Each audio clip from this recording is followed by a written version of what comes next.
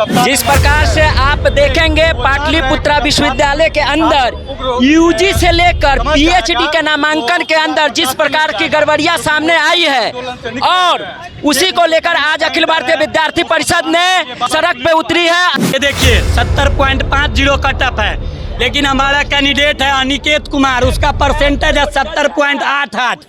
आप बताइए पीपीयू में सीट है, एडमिशन होना चाहिए कि नहीं होना चाहिए? विश्वविद्यालय में जो भ्रष्टाचार है वो लगातार इस आने के बाद बढ़ता जा रहा है और हमारे पास प्रूफ है कि इसमें कुछ लोगों के द्वारा घुस के, जैसे BS college Darapur, BAD college Patna और एएन कॉलेज और कॉमर्स कॉलेज और टीपीएस कॉलेज, सबसे ज़्यादा फर्जी एडमिशन नहीं हुआ है।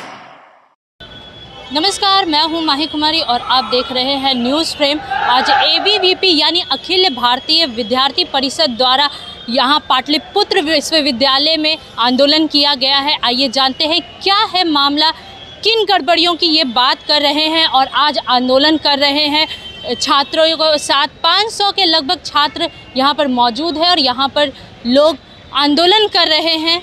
जिस प्रकार से आप देखेंगे पाटलिपुत्रा विश्वविद्यालय के अंदर यूजी से लेकर पीएचडी के नामांकन के अंदर जिस प्रकार की गड़बड़ियां सामने आई है और उसी को लेकर आज अखिल भारतीय विद्यार्थी परिषद ने सड़क पे उतरी है। अभी हम लोग विश्वविद्यालय के गेट पे हैं, अंदर जाके हम लोग आंदोलन करेंगे।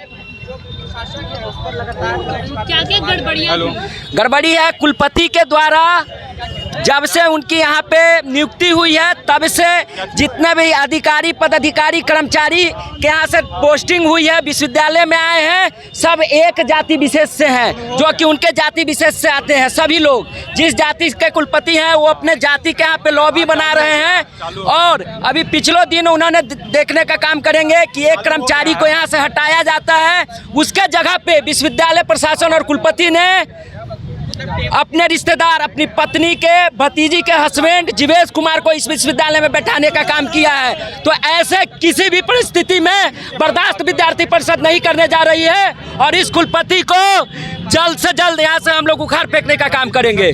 विश्वविद्यालय में जो भ्रष्टाचार है वो लगातार इस आने के बाद बढ़ता जा रहा है। अभी देख सकते हैं आप कि अपने करियो हो लगा अपने पर ये ओएसडी हो या अन्य पद हैं, सबको पे बैठा रहे हैं।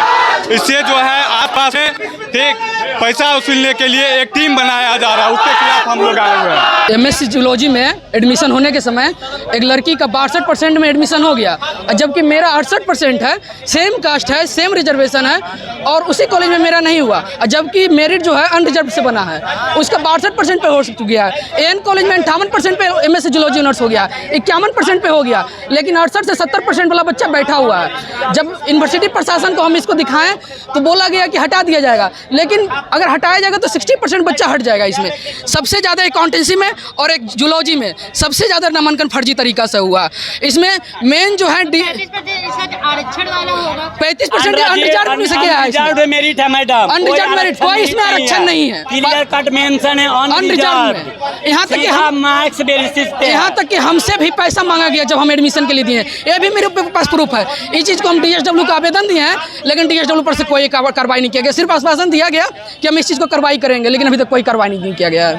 और हमारे पास प्रूफ है कि इसमें कुछ लोगों के द्वारा घुस के, जैसे BS college Darapur, BAD college Patna और एएन कॉलेज और कॉमर्स कॉलेज और टीपीएस कॉलेज, सबसे ज़्यादा फर्जी एडमिशन नहीं हुआ है। 60% बच्चा का फर्जी एडमिशन है और इसको रद्द किया जाना चाहिए। पीजी वाला एडमिशन को रद्द करना चाहिए और इस चीज़ को हम प्रिंसिपल सेक्रेटरी, गवर्नर को हम एप्लीकेशन भी दे चुके हैं, 42 ईमेल, उनको भी मामला में संज्ञान में नहीं है। ये नहीं कि उनको मामला में संज्ञान नहीं है, उनको भी संज्ञान में है मामला, लेकिन उनके तरफ से बोला गया है कि जब तक हमको आवेदन नहीं मिलेगा जब तक कोई कार्रवाई नहीं करेंगे। आज अगर रद्द नहीं किया गया तो हम लोग जो है माननीय राज्यपाल को आवेदन देने के लिए तैयार हैं। कब तक चलेगा ये आंदोलन? जब तक कि नियुक्ति रद्द नहीं किया जाएगा, दाखिला जब तक नामांकन का रद्द नहीं किया जाएगा।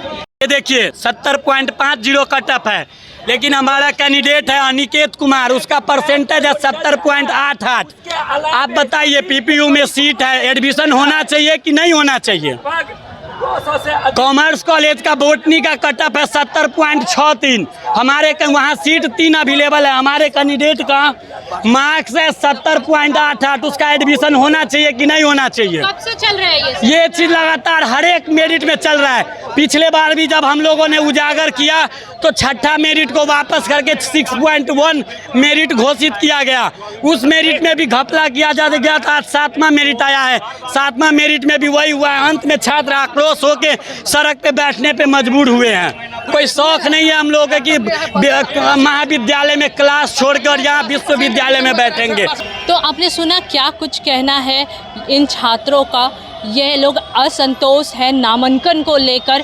इनका कहना है कि नामांकन में गड़बड़ियां हो रही है, इनके परसेंटेज औरों के मुकाबले ज़्यादा है, पर जिनके परसेंटेज कम है उन्हें दाखिला दिया जा रहा है, उनके नामांकन हो रहे हैं और इनके नामांकन नहीं किया जा रहा है। इनका कहना है कि जब तक बात यहाँ इनकी नहीं सुनी जाएगी वह आंदोलन करते रहेंगे और राज्यपाल तक भी बात पहुंचा सकते हैं।